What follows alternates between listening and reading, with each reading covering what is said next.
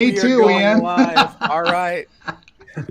Well, hey everyone, we are live, and I've been chatting it up backstage with my good friends. With me, as always, Thrash Pondo Ponds. How you doing, buddy? Never better, boss. Never better. All right, and the ever opinionated and always, well, let's say most of the time, right, Chris from Redbeard Videos. How you doing, Chris? And caffeinated. I'm doing well. And caffeinated, and my good friend Pat McCormick, who's been with me since near the beginning of the show. I think you were one of the first guests I had ever had on. And whenever I'm talking about music, I mean, these are the people I think of. I say, you know what, I want to have a conversation about music. I want it to be lively. I want it to be interesting. I want to have people on who know what the heck they are talking about. I think of these people, and believe it or not, we gotta get Dave on here one of these days. He is actually going to be. He's actually on another podcast right now, and he said he might pop on. Dave actually knows a lot about music, so we got to get him on here one of these days talking about music. He was on a while back talking about some underground bands. Let's say hi to everybody who's in the house. I'll go ahead and let Thrash Pondo Ponds go ahead and read these out. You got it. Oh, Tracy Ross Myers. Hi, guys. Hi to you, Tracy.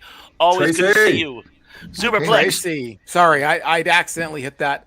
My mouse is a little, it's touchy. It's touchy. Okay. Hi, Tracy, by the way. Hi. Superplex. Ho! Ho to you. What do you call too. me?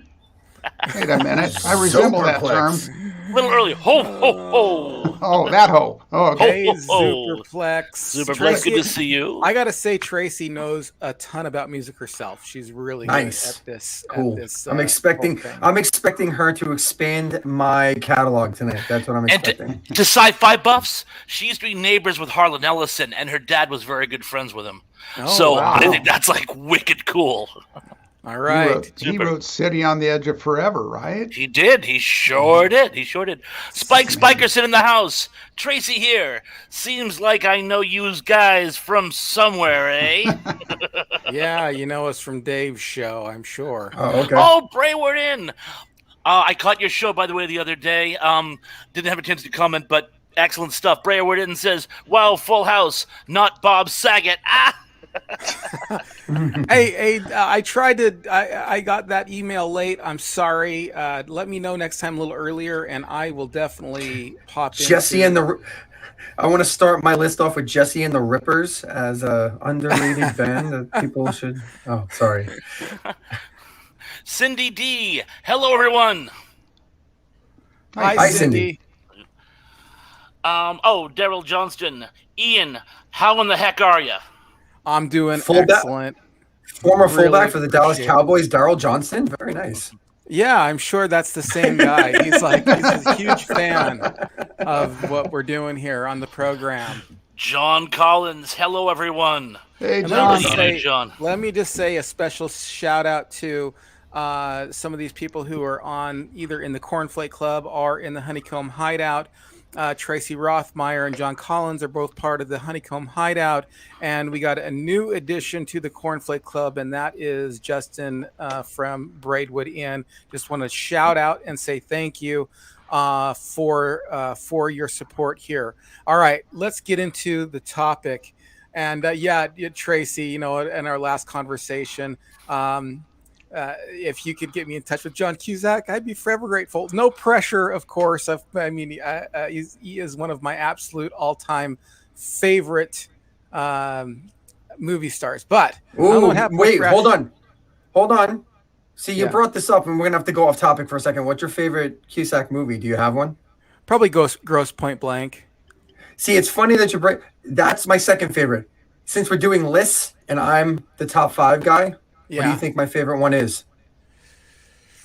Top 5 or the one. High Fidelity. High Fidelity, yes. High Yeah, Fidelity. that is one of my all-time favorite movies. So anyway, you brought up John Cusack, so Yeah, he's my favorite actor of all time. Okay, so we are going to start in on this. I can tell we're all itching to get our bands out there because this is all about bands that we think should have been more popular but that weren't. and they were obscure for some reason or another. And I am just going to go ahead and lead into kind of maybe a guided open discussion, and I'll start this way, something like that. I don't know exactly if that's looking the same for you as it is for me. Circle my finger, we'll find like out. That. But let's go 70s. Let's go 70s. Chris from Redbeard, would you please tell me maybe a couple of 70s obscure bands? If that's where you want to start. Does anybody want to start in the 70s? Yeah, I mean, I don't know a lot of obscure 70s bands, mostly because I wasn't around. Because I think, like, I don't know if like Crack the Sky or Camel or bands like that were considered obscure of the time. I honestly don't know. I know they were prog rock bands, so that's probably going to put them on the obscure list. I know Frank Zappa is not exactly mainstream, the Mothers of Invention, but I also know that he was definitely a huge underground influence. So I don't know if I would consider that obscure. I could probably name some of his albums that are probably less known, but I know some of them are a little more mainstream. So I think you guys or some of you, Pat might know more 70s bands than me. That might be since he was in the scene shortly after the 70s anyway. Well, what do you think, Pat? Tell me some of the bands that you think of that in the 70s that you think should have gotten more love. They were more obscure. Well, or do you know any? Or should we just start with the 80s? Well, work backwards. Yeah, I mean, it's like you know what he just said. The 70s are a very strange period because there were so many different genres of rock and roll, and it seemed like everybody was in the same platform level-wise. And I mean, I can think of strange guitar bands that nobody's heard of that were great, like Pat Travers and Frank Marino and Mahogany Rush. These were just super bands. It was the 70s though. When the 80s hit, so did MTV. Yeah. And what that did was it started to expose many different new bands. And so I think when you say maybe we should go to the 80s, I mean, quite frankly, when you put out that this is what we were going to do, Ian, and by the way, I think it's a great subject, I started going, well, who are they? Jack. My God, they're all from the 80s. Okay, let's dive into that. Let me ask Thrash Pondo Pons though. Got a couple things going on here. Number one, I want to say hi to our good friend Danny Staten. How you doing, Danny? Danny Staten, New York Dolls and the Clash. Danny's in the house. What's up, Danny? Tracy Rothmeyers is bringing up a couple bands here. Moby Grape. Moby. I don't even know who that is. Moby Grape. I know that. Moby I know Moby Grape. Oh yeah, there she correct. Moby yes, Grape. yes. There we go. They're from my hometown. I am familiar. Yeah, all right, I'm familiar with that band too. And then Flick Snacks and Knickknacks is in the house too. What's up, guys? Oh, hell yeah. Dig that name. That's a great name. With him on Thursday, actually, we're going to be doing cult classics for our podcast. That's a great name. That's a great name. Well, subscribe to his site. He needs it. He's the love. Absolutely. He just wrote his first screenplay too, by the way. Yeah, he did. He's cool. Doing it himself. It's a really cool project. Well, nice. Thrash Pondo, do you have any picks from? We'll go real quick on the 70s. I've got a couple, but go ahead. Well, maybe not so much obscure as just did not get as much love as they deserved. And there were a ton of them. Iggy Pop got his start in the 70s. And much as he does the occasional movie soundtrack or beer commercial, Iggy Pop has never gotten the recognition I feel he deserves. I think he should have been much, much bigger. Another biggie that started out in the 70s and continued up until the lead singer's death was the Cramps. With Lux Interior and Poison Ivy. Yeah. I thought they were an amazing band, and they put out some excellent work. They coined the term punkabilly. They merged country and new wave music, and yet they never became they never got the recognition they deserved. They never became a full iconic band like many, many others did, which in some ways were less deserving. And there's many arguments for this, but like I say, there were a number that, again, I really can't call them obscure, but certainly not as big as they should have been. Did you guys ever hear of the Angels? That band, the Angels. They were Yes. they were kind of like a Kiss I've heard rip. of, I've Was heard it of the the band. Angels? No, it's called Angel. Angel, yeah. Just called Angel. Which is Yeah. interesting because I know them through Frank Zappa, actually, because Frank Zappa used to regularly poke fun at them. Oh, did he? They're So, oh they were yes, a great band, Punky Meadows, Yeah. man. They were- Punky I mean, Meadows. yeah, They have a and whole song. Frank Zappa does a whole song called Punky's Whips, where the Yeah. joke was Terry Bozzio was in love with Punky Meadows. So he would have this brash fantasy about. But it's on Zappa Live in New York, and it's one of the funniest things I've ever heard. It's great. It's great theater. It's fantastic. and their hair was perfect. There Were it they- is. Exactly. That's were the whole they thing. Kind of. I don't really know them too well, but I saw a little clip of somebody saying something about the 70s, like for every one kiss there was 10 angel or the angel Right. or something like that. They just showed like a small, like, cutaway clip of Oh, them, yeah. but they were all in all white kind They of. were big. They had a major stage show, and their keyboard player Greg Giuffria actually had his own band called Jafri is Giuffria great. Yeah, in the 80s. 80s, who were great. Love that band. And he's worth about he's worth about $10 billion because he came Because up he's a with- producer. He came up with the jingles that slot machines use. Oh, So okay. every time you hear that, Ding, ding, ding, ding, ding, that's him. He gets paid for that. Well, he Wow. got to be a billionaire. 'Cause Yeah. Amazing. yeah, I would hope he kept the royalties on that one because Yeah. So what's interesting is that this whole conversation already about the 70s just brought up something interesting to me. Is I think the reason why I got stumped on coming up with obscure bands from the 70s is because they're so influential on everything that has happened since. So the perfect example of that is we talked about Angel, and somebody I don't remember who, but somebody brought up New York Dolls, and New York Dolls was just on the ballot for the Rock and Roll Hall of Fame, and rightfully so. And when I think about it, New York Dolls actually influenced Kiss to become what they were, not musically necessarily, but definitely the look and the whole theatrical thing about what they did was directly influenced by New York Dolls. They just took it a step further.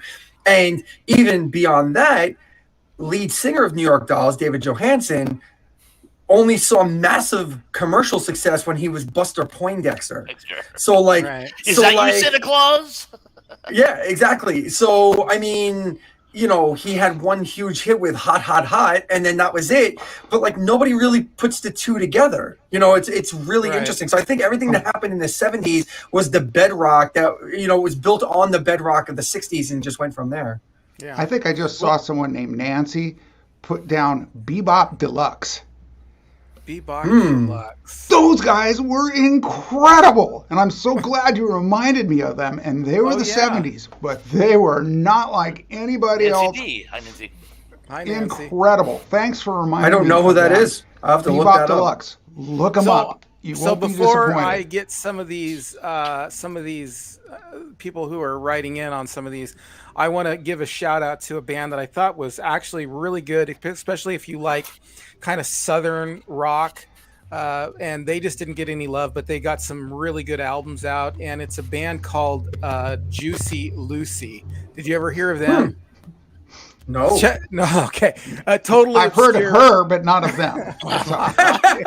I gotcha. Let me just say that they're pretty good as far as like if you like Southern rock, you like you like that kind of stuff. They're pretty good. They just were underrated band. They're underrated band. So I'm gonna hit a couple of these comments. Yeah. Oh, okay. Because I just want to say one more thing before we hit the comments.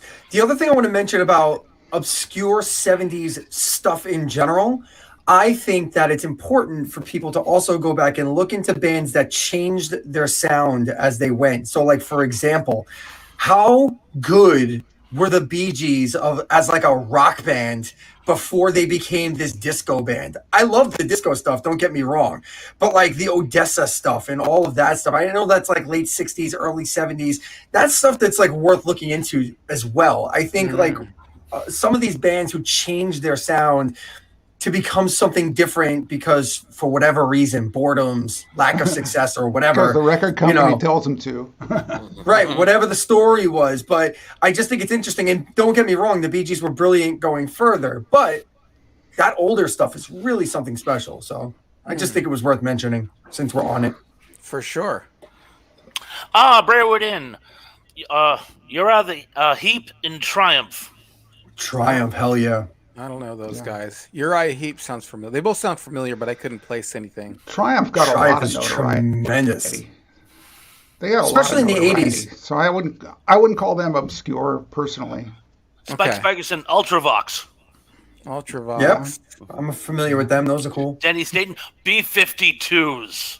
B-52s are anything but obscure. Though. I was going to say. Actually, well, but see, that's another. Actually, to Influential. go back, well, just to go back though, they are kind of obscure because people think that there's some kind of like kitschy, but in reality, they're quite like bananas. Like they are very progressive and interesting band. If you really listen to their albums, they're not Love Shack. Like everybody sees B-52s, they go Love Shack and like Rome. Like that's pretty much it. Those are the two songs people know. Outside of that, their stuff is really strange and really interesting, like super interesting stuff that if you're into real like serious music, B-52s are kind of obscure for that purpose. So Rock lobster. Rock lobster. lobster. There's a monster in my pants, and it does a naughty dance. Sorry, I got carried away. Right. Rock lobster. Well, let's hit the 80s. Let's go ahead and start with Pat this time. Pat, give me a couple 80s bands that you thought he's leaving. I'm not leaving. Bye, Not Pat. a fan of the 80s. I'm huh? here. I'm here. I got a request from one of the fans.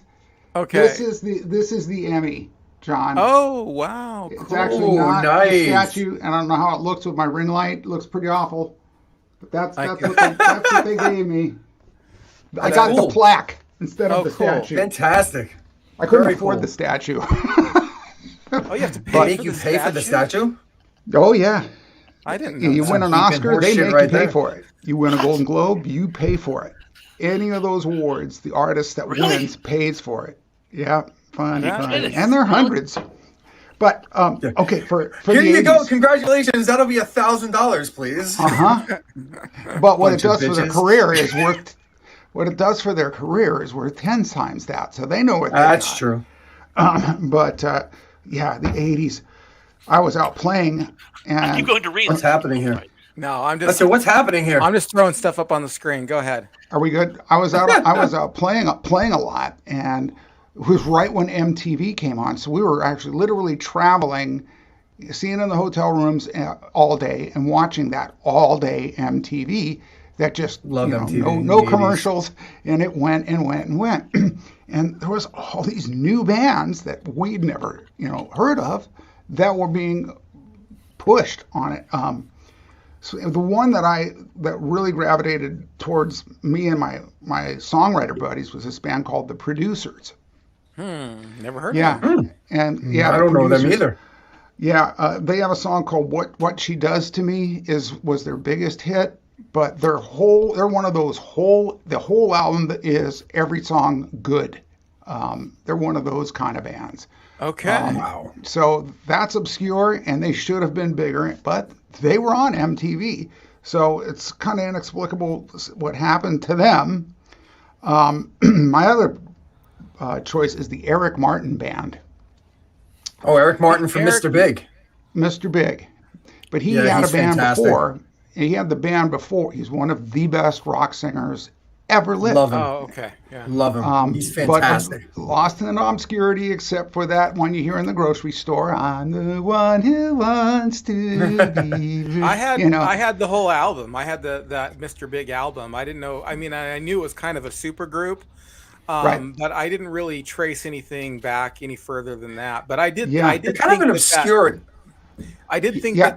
that song that was famous for Mr. Big was not representative of the band at all. No, not at all. It was a fluke. Same with Extreme. They did their when they did their hit. more than words. Yeah.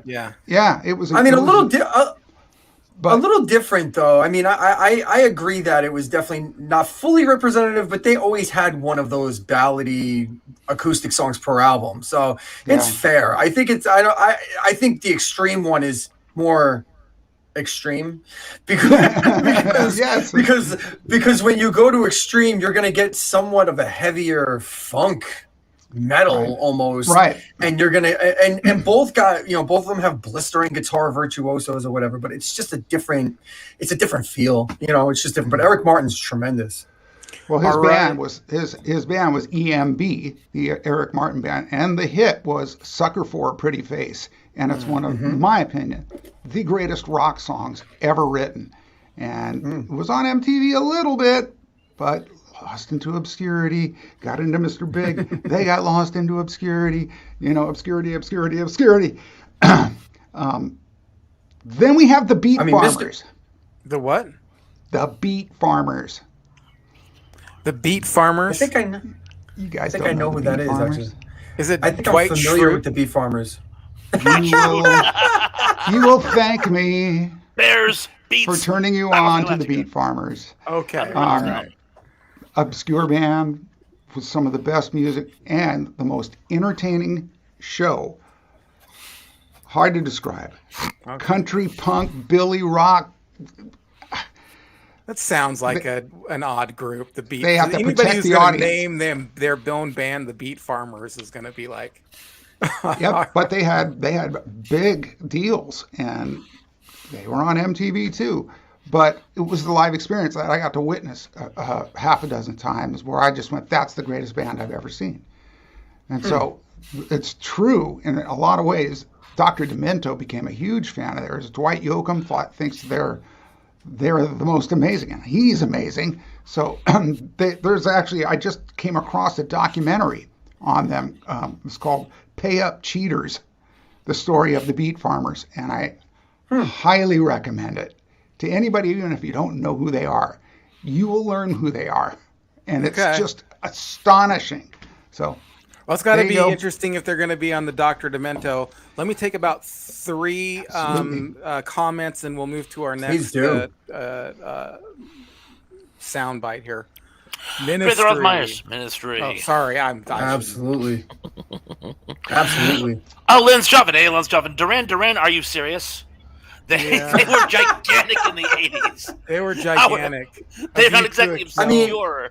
Maybe if you're trying to throw out the idea that they're underrated, because I think they were pretty much labeled as pop hit makers, and I think they were way better than that.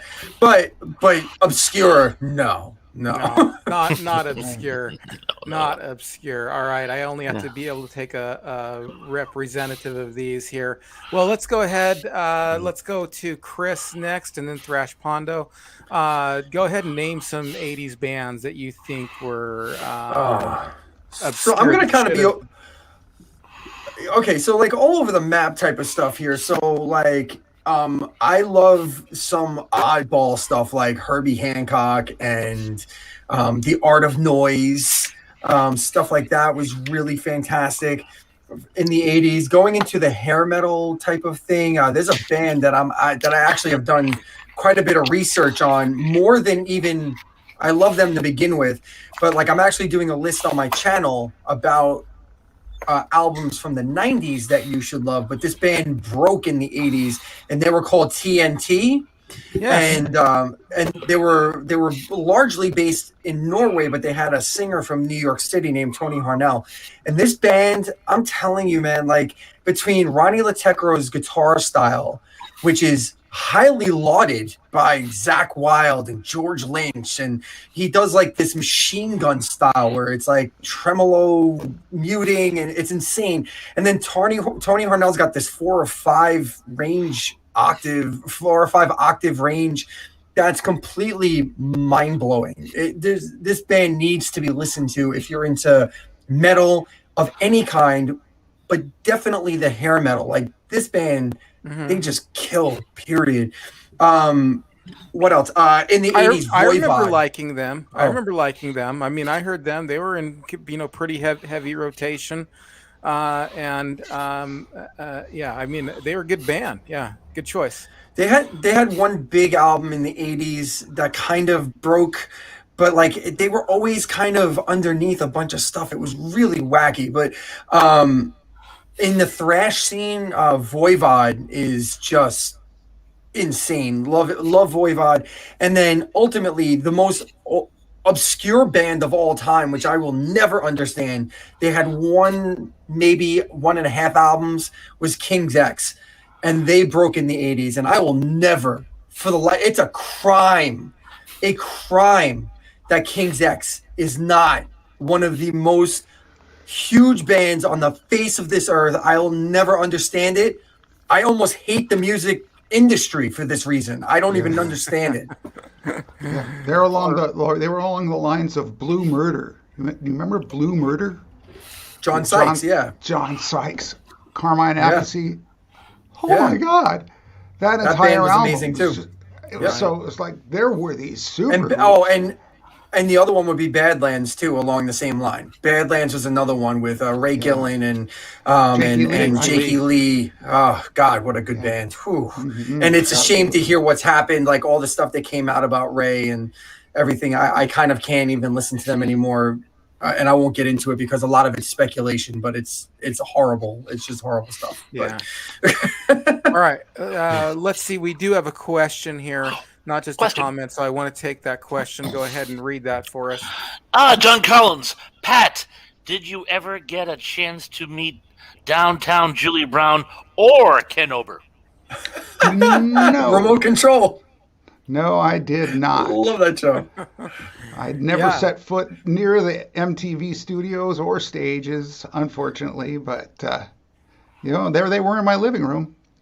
I wanted to meet that Carrie Warrer. Ooh. I wanted to meet downtown Julie Brown. I thought she was really gorgeous. Didn't she date Billy Idol for a while? Oh, Denny Staten. Didn't everybody? But I didn't. Denny Staten says, 80s Grim Reaper Halloween and Quiet Riot. Did I say Halloween? Halloween and Quiet Riot. Before Mental Health also liked Twisted Sister. Yes. Before You Can't Kill Rock and Roll. Rock's Roll. Yeah. You can't kill Rock's Roll. Yeah. Right on. Great choice. Obscure, but all great. All right. Grim Reaper is fantastic. Halloween is hilarious. And what was that band? That was it Trick or Treat? That there was a movie too. There's a movie, Trick or Treat that had the guy had Skippy from Family Ties in it. Well, Trick or Treat was a movie. Fastway was the band. Fastway, that's it. That album was awesome. That Fastway album was awesome. Thrash Pondo, you're up, man. Lay it on us. I will. One thing I noticed when we were doing some rapid fire posts, there were some bands that I noticed that I want to speak to. Someone mentioned the Violent Femmes. 80s, definitely underrated, and Transvision Vamp. I thought I was the only one who had ever heard of Transvision Vamp. So yes, both of those are very, or like, you better tell that girl to shut up. Yeah, great band, should have broke through, never quite made it. Couldn't agree with you more. Oh, and Soft Cell deserved more love too. But Soft Cell's fantastic. Soft Cell deserved more love too.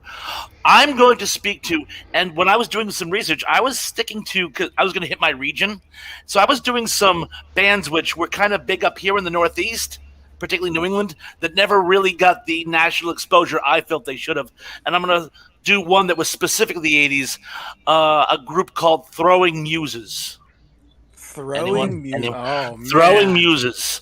Pat, you've heard of them? You're reaching way underground, man. You're pulling it up. Well, I never heard of any of that. Throwing Muses, they started out in the early 80s. Their first album was in 1986.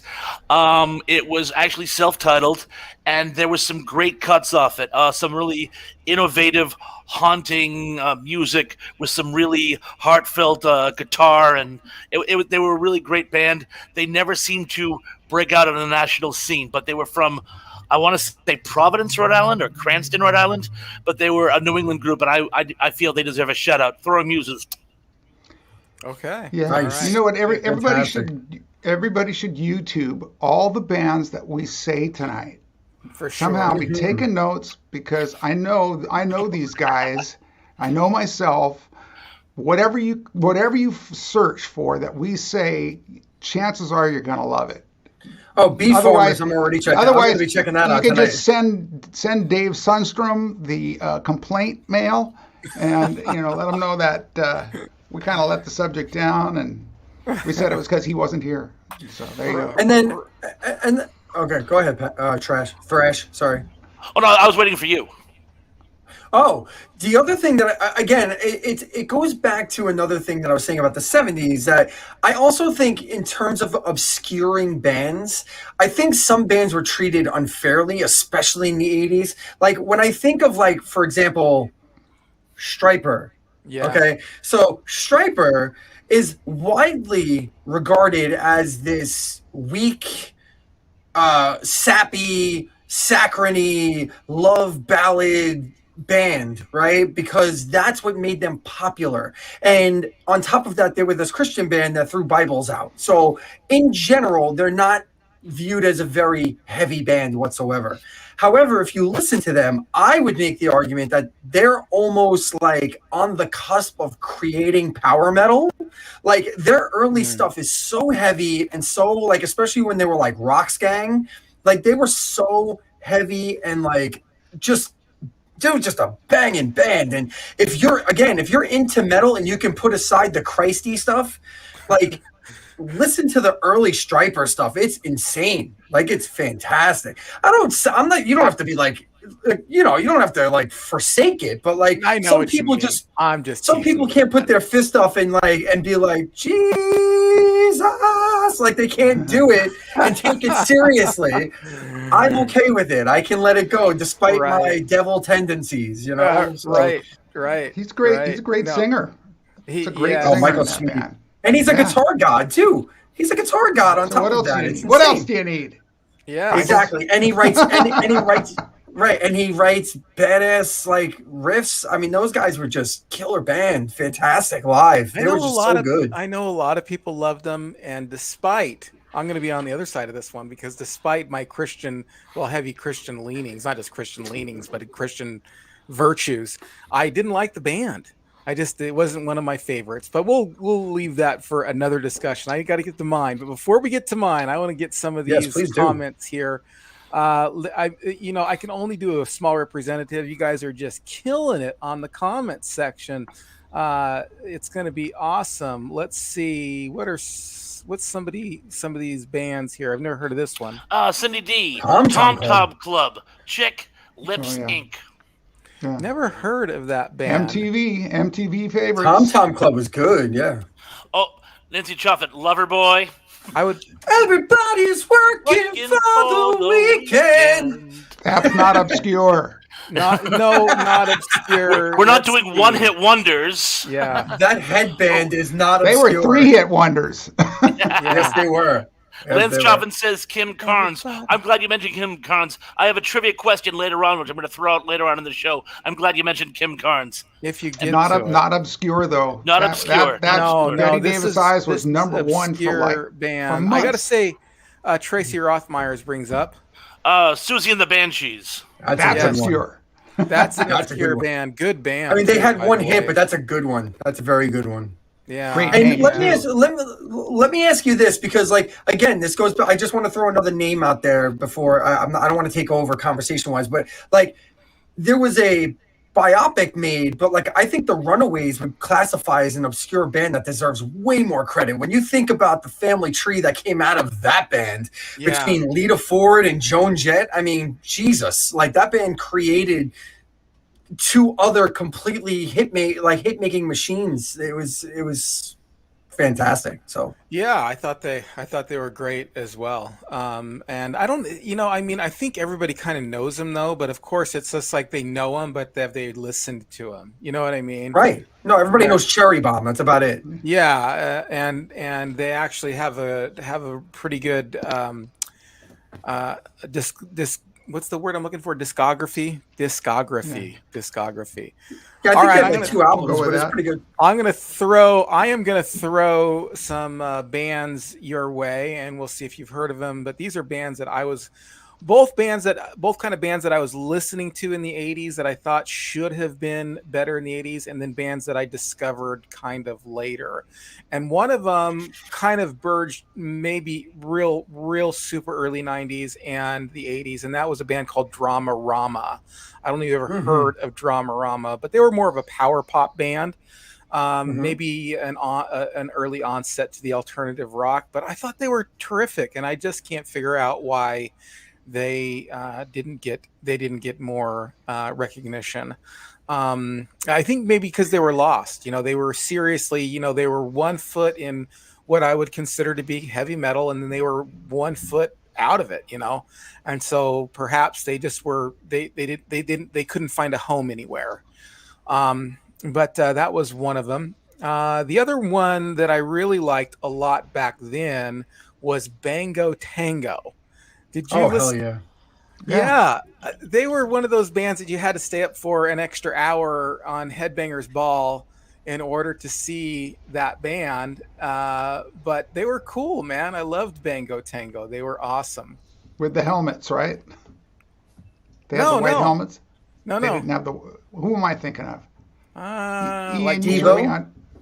A band that had the white helmets on. No. That's not Bang Tango? No. Never mind. Someone, the only... someone just like you. There we go. I need someone to take away the blues. That's Never it. heard that song? Yeah. Of course. Yeah, someone just like, but they had a lot of albums, and they just never got popular. Another band from the 80s that I thought was really good was DAD. And I've mentioned this band before. That's what I'm talking about. The guy did have a white helmet on. DAD, that's right. I think Vindication. He was a bass player. Sleaze Bees. Who did like the Sleaze Bees? Did you listen to Sleaze Bees? Of course not. No, back then. Sleaze Bees and Junkyard. These were all like trying to compete for the heavy metal, glam metal vibe, and then they didn't quite make it for either saturation or just bad timing or whatever. But Sleaze Bees certainly were. But DAD was just a really good rock band. Oh, I just thought of another one. Oh, go ahead. Oh, it's I can't believe I forgot about it, but the reason why I forget is because I put them more in the 90s, just because my favorite album of theirs is in the 90s. But I think Lillian Axe's first album came out in 1989, and Lillian Axe. Yeah, they're good, man. That band, again, a crime against humanity that band didn't break bigger than they did. I mean, because they're still putting out good stuff, and they got very progressive and interesting. Like, they were just so good. So good. All right, we're going to take a couple, and then we're going to work the opposite way around. I'm going to let Thrash Pondo go first next time. But let's take a couple of these. Okay. Let's see here. I pushed my phone. I'm going to use this, by the way. Lance Choffin, Falco. Yes, Falco. Yeah. Awesome. Yeah. I just watched R.I.P. There's a great channel that I'm not here to promote other people's channels, but go ahead, we love it.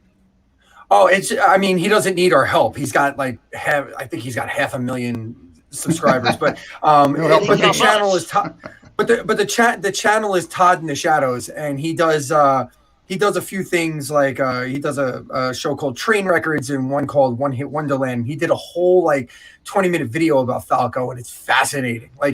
Falco is such a fascinating character, and it's true. and musician. He's just, check him out. Seriously, he's so much more than Rock Me Amadeus. Right. Or Dirk Commissar. It was Dirk Commissar too, right? Or he did a song called Genie, and you have to actually have it. You got to pull your thing down, Thrash. We can't hear you. Yeah, I'm sorry. Well. I had to switch. I kept freezing, so I went to my cell phone. Can you hear me okay now? Yeah, I can hear you. Yeah. Fine. Yes. Good. He did a song called Genie, and it's about a serial killer through the eyes of the serial killer. Very few bands could pull that off. I think him and Wall of Voodoo is the only two bands that were able to pull that off. Right. Oh, there's another obscure band, Wall of Voodoo. There you go. Mexican radio, right? Very good. Cindy D. Simply Red, Wall of Voodoo. Thank you. Funny, we were just talking about that. And After the Fire, who of course did the English version of Der Kommissar. Yeah, which was and one of the best recordings ever. I mean, it could be one of the top 10 recordings for modern music. You listen to that thing again, and it's just a mind-boggling what they did with that song. One of my favorites. Cool. I'll definitely have to look all these up. Cindy D, Scritty Politti. Scritty Politti. Scritty Politti. And I have no idea what that is. Final I don't know tap. what a Scritty Politti is. Well, somebody says hi to us. Georgia What's up, Georgia? Ayers. Hi, gentlemen. Hi, Georgia. Hello, Georgia. Glad to see you in the house this evening. Let's see. Do I have any? Let's see. I got another long one here from John Collins. Go ahead. Oh, John Collins. Everyone says they love to be a band that everyone knows for years and years. Of course, I'd rather be a one-hit wonder band, at least, than obscure. I think that some people really feel that way. I do know that I've heard bands say that they were glad they were one-hit wonders, but that'd be interesting. It's a lot of pressure. Sophomore efforts are not to be taken lightly. Especially if your first album is a huge hit. Yeah. It's like, we got to follow that up. Right. And people are so critical too, Well, let's face it. A lot of these bands went into obscurity because of the industry, not because they lost their creativity and fell out of the thing that made them musicians. No, lawyers and agents and legal. Oh my God. Well, folks, I've seen it up close and personal, and isn't that what happened to Blue Oyster Cult? Yeah, right. It happened to everybody. Well, okay. you can't really put your finger on a band that hasn't somehow been screwed or had it made more difficult due to the people in the industry that think they know how to run it. Yeah, and that's plagued it forever. Maybe more so in the '80s. Just seemed like they all just went to amateurs. Yeah. I was looking players, but people running it, Yeah, I have to say though that that's a factor, and I know that factors in. But I was looking up a lot of these obscure bands that I hadn't listened to, or it's just like, they were good for one hit, and then you listen to the rest of their album, and quite honestly, a lot of these bands, they're not popular for a reason. You know what I mean? There's just a bunch of people out there that think they can play music, and they think they can sing, and they think they can write songs, and they just really can't. And even if they can sing and play and write, they can't write good music. There's a difference between being creative and actually producing a song that's good. We're gonna go 90s now. Hey, it's the 90s, right? All right. I got my flannel jacket on here just to show my support. And we're going to go around the opposite way. Thrash Pondo, please enlighten us. Tell us some bands that came out in the 90s or that were popular in the 90s or should have been more popular in the 90s. Well, just a little history, and feel free to correct me if I'm an error at any point, but one of the fascinating things about the 90s is I remember in the early 90s, it was sort of an explosion of, I guess you'd call it progressive music. They sort of throw the rule book out the window, and people were just doing very innovative sounds. They were just trying new things, and it seemed to do very, very, very well for a while. And then all of a sudden, they scrapped that, and all these innovative alternative sounds just sort of came and went. One in particular, Bush. Bush was meteoric in, I want to say, 92, 93, 94, and then they just sort of fell off the face of the earth. Smashing Pumpkins, well, they had some troubles inside the band, but they put out some really cool, innovative, solid music. Oh my God. And then just their sort album of last year. They just put out an album last year that was amazing. Yeah, I don't think. Oh, really? I haven't heard Pumpkins, it. Really? Yeah. Oh yeah, it's called Seer. Those guys are still kicking around. Yes, it's called Seer, CYR. Their album that came out last year was one of my favorites of last year. It was so good. Oh. Well, so they changed their sound. No. You're not wrong. They've definitely kind of fallen a little into I wouldn't say obscurity, because they could still walk in and headline an arena. Like Smashing Pumpkins is no small potatoes at this point. So But no, I just the example wasn't good, but your point is good. There your was point a is group very of true. bands that kind of rode that alternative rock kind of thing, and then alternative rock, man, I think alternative rock almost died harder than hair metal died, quite honestly. I mean, it was just like it was a revolt against a revolt, and then people just was like, I'm sick of this grunge, heroin, rock, being sad all the time, crying over being rich, and we're gonna go back to some rocks. Kind of, sort of, but like, to be fair, hair metal definitely got taken up back and shot like Old Yeller, whereas I think grunge and alt rock was put in a closet like Harry Potter, but eventually they came out, because if you pay attention to what's going on, in with the festivals that go on every year, pre-COVID and then since, Rock on the Range in Ohio, Aftershock in California, Rock USA, I think it's called, in Florida. There's another one in Chicago, where have you. I've seen Soundgarden before Chris Cornell died. I saw Alice in Chains. I saw Bush. I saw Smashing Pumpkins. I saw all these bands headline festivals. So like, and all of the so they're 3-day festivals, and the headliners would be Metallica, Avenged Sevenfold, Tool, and Smashing Pumpkins, or Limp Bizkit headlined one year. The Offspring were like a main support. So it's not like these bands have. So I think that I think it has a broader appeal and continues to live on better than the hair metal does. So maybe it speaks more to the style of music and how it's more relatable. I don't know, but I get it. I get what you're saying. Well, underground music survived because there was an underground movement that kept it alive, where heavy metal, and it still does. I mean, underground still is underground. I mean, there's still a movement where people still continue to like and produce that kind of music, where heavy metal, like you said, was like or not heavy metal, but hair metal was like Old Yeller. But so right. To your point, but thrash, please, did you, I think you made a point, but did you mention any bands that you thought should have been more popular? Well, I'm going to check out that Smashing Pumpkins album now, because I'm sorry I missed it. Please do. It's so good. I will. But again, they were just. It was more my lamentation that the whole alternative sound died, and I thought it should have gone on further, because, frankly, I thought it was a great chapter in American music. I really did. Okay. And I can say more to that fact. I think a band that might be a better example of what you're trying to say would be like Helmet would be a good example of where Helmet had a huge hit and then they like disappeared. Yeah. Stone Temple Pilots is a great example of a band that was ginormous for a long time. And I know their lead singer died, but they tried even with Scott Weiland, and it never caught on again. It just never caught on again, no matter what they tried. And now it doesn't matter. It just doesn't matter. Yeah. So your point is definitely well taken. And I agree with some of your band choices. Before we move on to Pat, I see somebody saying something to me.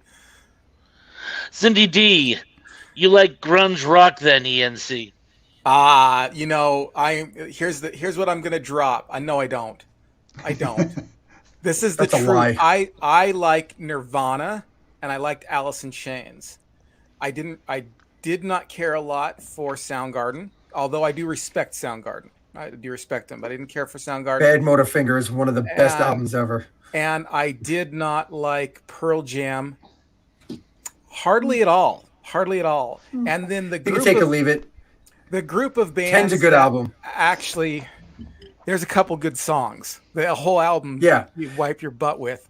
But anyway, decent album, but Ten's a decent album, and State of Love and Trust is a decent song. I got to get this out here. I got to get this out. Okay, go ahead, please do. Get it out. All those bands that are considered grunge that came out of the Northwest, bands like Screaming Trees and stuff, I didn't care for them.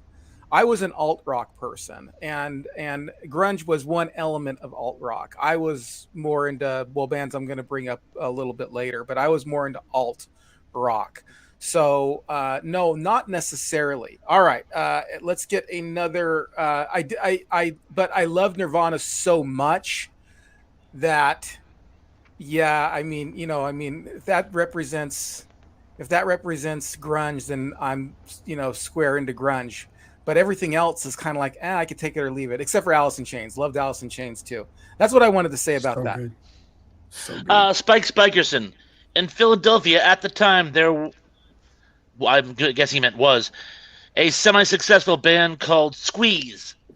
And when the other Squeeze came to town, they had to be called UK Squeeze. UK Squeeze. That's true.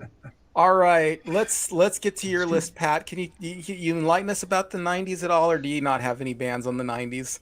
Oh, you better believe I got bands on Okay, the 90s. all right, good. Well, okay, more obscure, but let's face it, these cats, all these ones that we've been talking about are famous and were huge. I like Stone Temple Pilots and Alice in Chains, of course, but more a little off the grid, even though they weren't, was Collective Soul. And Oh God. there's a large portion of their music that I really love. Not all of it, but those guys are fantastic. What a great example of a band that definitely got pigeonholed for one song. Like the Well, rest of exactly their right. catalog was way different. Way different. It's true. And so, many such stories lurk in the annals of the music business that just make I'm you sure. go, why in the I heck have would no you want to doubt. be in the music business? But there's a song. Sometimes I'll be by song rather than band. I'll hear a song on the radio or, somewhere and say, that's like, okay, that's my new favorite song ever. Who is this? Who are these guys? And the search goes on, and it's like, I don't know what the name of the song is because they don't tell you that stuff anymore when they play it. It's basically, you guess what it's called. And it's Fastball. Oh yeah, Fastball. Oh yeah. And their song, The Way, Yeah, for sure, for Great sure. song. is to me one of the best songs ever written. It's just Yeah. got it all. Every hook is great. It's all guitar. It's bluesy. It's rocky. It's grungy. And the lyrics are just the most devious thing you'd ever want to listen to. So that's two parents just decided, okay, leave the kids. We're out of here. Yeah. And that was the story of the song. We're ditching the kids. Oh my gosh. So Fastball. yeah, Fastball. It's a great one to look at. And of course, Joe Satriani, is my mentor because that's what I do. Is an instrumental take on rock guitar, and he made it famous. Which is great, by the way. Great. Your Thanks, stuff is thanks. terrific. I grew up down the road from Satch, like right in the same area as Satch, and phenomenal. Guy was a legend on Long Island. So, and he put it on the charts.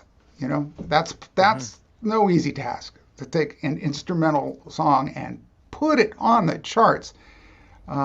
It's very Great big stuff. influence on me. So Great stuff. Let's take a couple. I mean, well, Satriani is again another one that's a tree, man. I mean, Zappa can take credit for launching Steve Vai, but Joe Satriani taught him.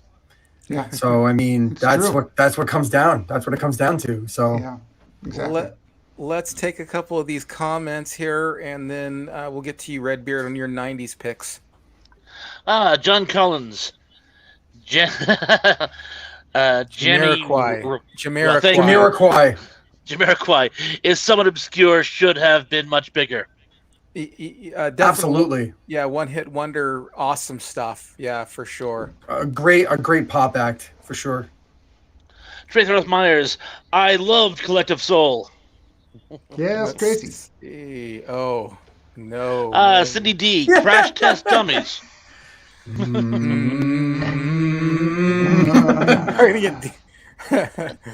Oh, and then That's Cindy not a D. bad song. I'm sorry. It's not Depeche terrible. Mode.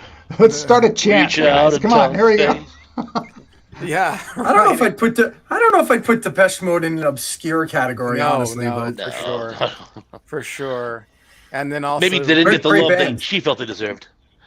The Cure. I saw them live once. Awesome band. Not obscure though. Not obscure. Not obscure, but all right. Considering Friday I'm in Love is pretty much the soundtrack to any rom-com you've ever fucking seen in your life, yeah, that's a hard one to sell as an obscure band.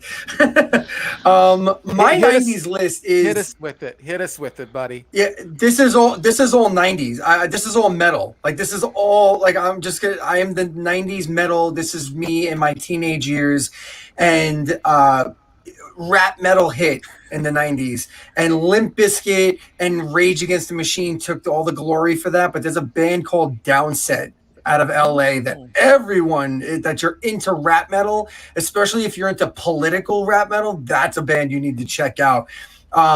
Earth Crisis, if you're into metalcore at all, anything that sounds like metalcore now directly descends from Earth Crisis. You need to listen to Earth Crisis. They started as a hardcore band, then they released their first major release, I think in like 94, Destroy the Machines, the birth of metalcore.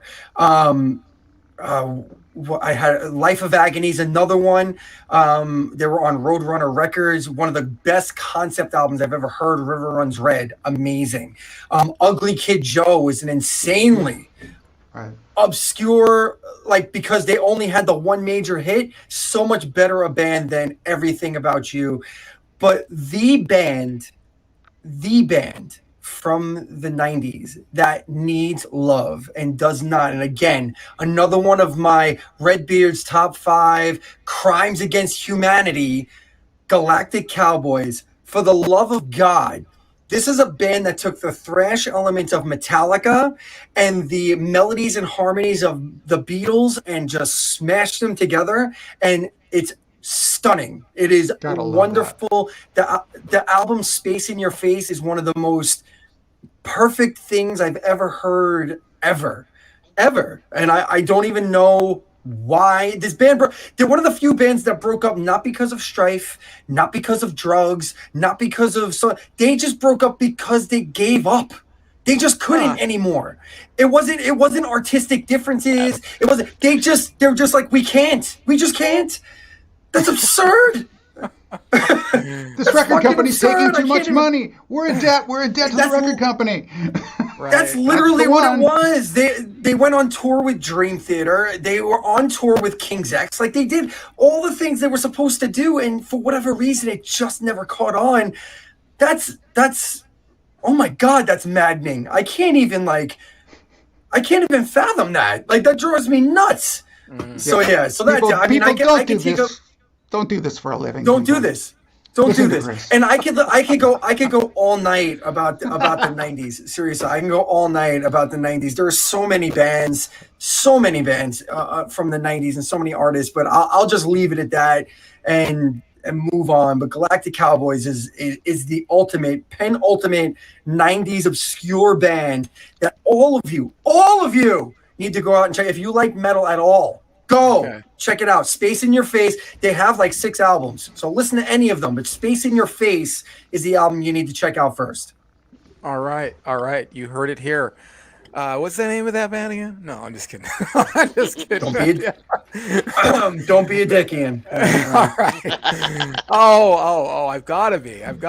No. All right. Let's take a couple. That's my job. It's my job to be a dick. These comments here before we get to my list. Go ahead.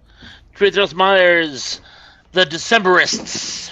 I've never heard of that band. Never heard of that band. Oh, they're great. Spike Spikerson, even Rammstein. They deserve more. Well, yeah, Rammstein. Rammstein. Let's see. But aren't they like national heroes in Germany? They're humongous. I would never put them in an obscure thing. They sell out stadiums. They are not obscure, but it's still awesome band. They are. Awesome they are. band. They're amazing band. Amazing band. They are. Let's see. I think that we're kind of caught up here on these. Briarwood Inn, the band from California Dreams TV show. I don't know that band. Tracy Rothmeyer's brought up the Stone Roses a few times too. I was trying to look for that one. Stone Roses is a good band. I don't know when they came out though. Are they the 90s? They might be the 90s. I don't I remember. think they were 90s. I think they were. How come? more of How a come no one's 90s saying band. the Mentors? What about the No. Mentors? I never heard of them. El Duce and the Mentors?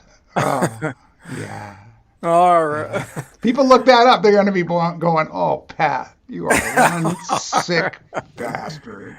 I've got, with the 90s, I've got a long list as well. There were bands that there was like this handful of bands that got some recognition, but they didn't get as much recognition as they should have. And then there was a whole direction that I really thought the 90s was going to go, and it didn't. And that was the whole Jesus Jones, IMF, Right. Ned's Atomic Dustbin that kind of came right before Nirvana broke big. And I really thought that kind of sound was going to carry the 90s, and it really didn't. It was very small group of bands that kind of all sounded a little bit similar like those bands, especially Ned's Atomic Dustbin, because out of those three, I think everybody knew Jesus Jones and everybody knew IMF, but Ned's Atomic Dustbin was actually a pretty good band that was in that vein.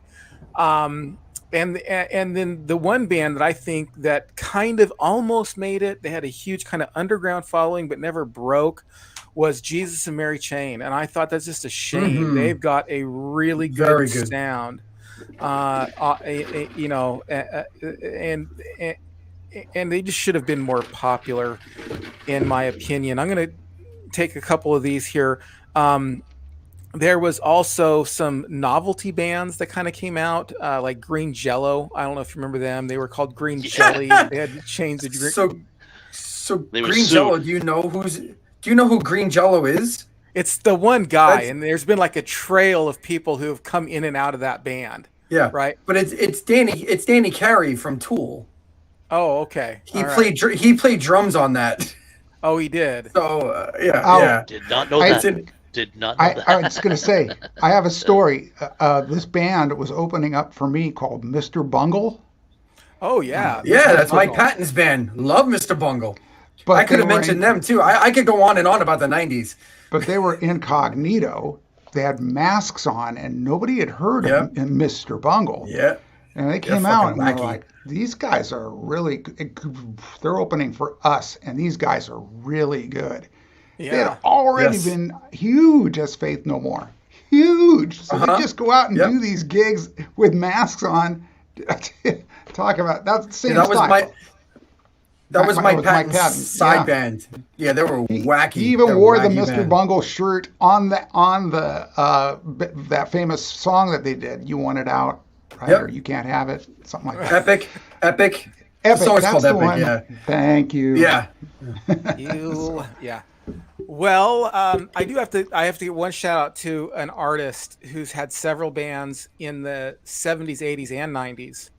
And I've mentioned this guy before, but he has had so many emanations and so many bands, and I don't think people really give him a chance because he's a Christian artist, so he didn't get real popular, but he's good. Check him out if you like alternative rock and punk rock.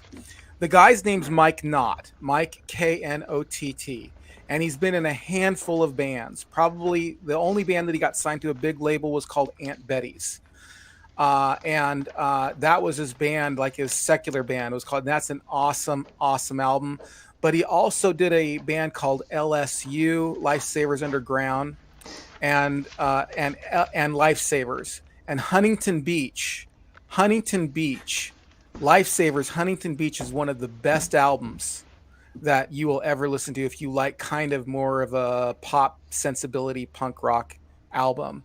And I have to say, his solo stuff too, Strip Cycle, where he did just Mike Knott Strip Cycle. That's an excellent album, man. You got to go listen to his stuff.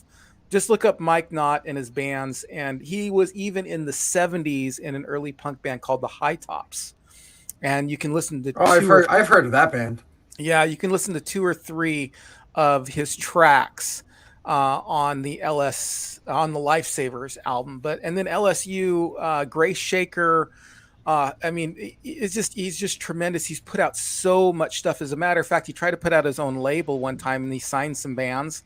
And if you can find if you can find some of the bands that he signed, because he went under real quick. that those albums and those tapes are worth like $1,000 a piece. Because he put out this what's it called? Not album maker. What did I just say? What's the word I'm looking for? Anyway, where he produced the albums. Record label. Gosh, went right out of my head. Record label. Signed album maker. What's that? I was just going to let you toil. That's what I'm just going to let you toil and figure it out. Like, what saying? I don't even know. Twisting in the wind. A record label. That's right. He had a label. Nothing like watching someone suffer. It's great. Yeah. Well, we were taking bets of whether or not you'd come to it or not, Ian. Oh, well. We have our own private chat going. Three of us were doing the side bet thing. If you can't laugh at yourself, right? Will he find the word? I do it 150 times a day. It's all good. Yeah, for sure. There were so many bands that kind of came out during that time that should have got more. My Bloody Valentine, I think, should have got more recognition. Bullet for My Valentine. I've never heard of that band. Bullet for My Valentine? Yep. Oh, my gosh. They just put out a new album, actually. They actually just put out a new album, that band. Those guys are awesome. Let's take some comments, and then we will close the show up here. Jay Albridge, Kentucky Headhunters was a country rock band that should have been more popular. Loved their music. I've never heard of them. All right. I definitely need to mention a bunch of current bands before we go, but Gotcha. Okay. Traithos Monitor says, poor Ian. Yes, poor me. I'm so sad. And so sad. And Spike Spikerson, Mentos. No, Mentors. I thought he was doing the Weezer video, Mentos. No, he got it wrong. Mentors. Spike. No, Pat's trying to say my breath is kicking. That's what it is. Yeah. We can smell it from here. Coming through the screen. Well, I think you had a good idea, Chris. Let's close it up by just maybe talking about a more current band and that aren't getting enough love right now. So go ahead. More crimes against humanity. There's a band out of New York called The Incredible Jolly. If you're into prog rock or metal at all, this band is worth checking out. They are melodic, heavy at times. They're what I call sneaky heavy. So even if you're not into like super like heavy metal or music, you can listen to them and it's not off-putting because the heavy stuff like comes and goes and then you go, oh, all right. But their music, like, and if you're like into good-looking guys, they're fucking good-looking guys too. Like they're awesome people. Like I'm actually friends with these people. They're fantastic. Like they're just a great band, and they're not like a local band. Like I became friends with. I just came along and like I met them along the way. They're just amazing. There's another band out of Woodstock, New York called 3.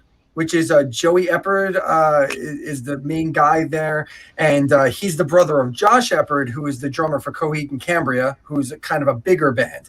But 3 is absolutely wonderful. Check them out, the number 3. They have several albums out. They haven't put out anything in quite a while. And Jolly hasn't put out anything in a little while, but they're still active. They're still working on stuff. Raise the Maze out of Oakland, California. One of the best female vocalists you'll ever hear. Her name's Maria Dickinson. She is absolutely incredible. She used to be in a band called Motar. Same band, more or less, except they changed some parts, and out of respect, they changed their name to Raise the Maze. R-A-Z, Raise the Maze. So check them out. And then finally, a solo artist out of New York City named Imani Coppola. I am Imani Coppola. She is all things wonderful. She has a side project called Little Jackie. She is just a virtuosic musician across the board. She plays all instruments, phenomenal singer. She's completely incredible and just worth listening to. And that's it for me. I needed to praise my my listening habits. They're incredible. Chris from Red Beer Videos, if you have not subscribed to his site, please go check it out. Stick with us here, though, Chris. Don't leave us. All right, I'm Pat. not going anywhere. All right, good. I'm Pat, interested in what everybody else has to say. please, any modern bands like bands that have come out recently that you like, or let's say 2000s up. Yeah, well, not really. Only Okay. because I mean, forgive me.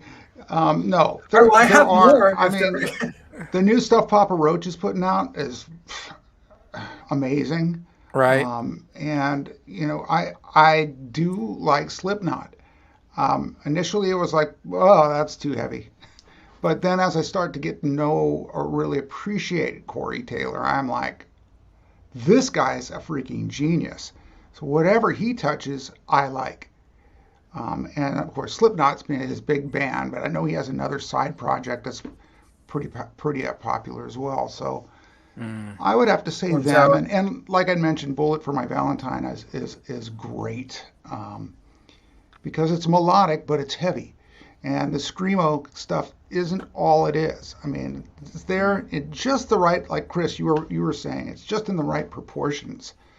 If it was all that, I'm too old for this kind of stuff. What's he screaming at? I'm not angry enough. I'm not angry enough. That kind of stuff where it's like, dude, why are you screaming so like you're murdering somebody? It's like, that's music. Some people are angry, man. It's true. And so and as it should be, all emotions should be touched on. But if you don't mix melodicism, music, notes in there, you're not going to have me. Which again is why I do like Slipknot, because they do, and they're catchy. That stuff is it's got brains. You know, cool. They're not the monsters that they make themselves out to be. That's just for the show, and just like most bands, it's not real. They're not who they're trying to portray, which is like the scariest beings on Earth. They get pretty close, but I don't see it. So yeah, that's my new guys. I have to give a shout out. No, where was it? Oh no, I missed it. There we go. Denny Staten, 2000 up. My favorite would be Blue October. I couldn't agree with you more. I love Blue October. One of my all-time favorite bands. It's not going to be the band that I mentioned, but Thrash Pondo, go. Well, one thing I must say is I'm very happy to see that the new Weezer incarnation is working out very, very well. Been a fan of theirs for years. There's another band who's reinvented themselves over the years, and I love what they're doing now. Even their covers, I think they're doing some great stuff.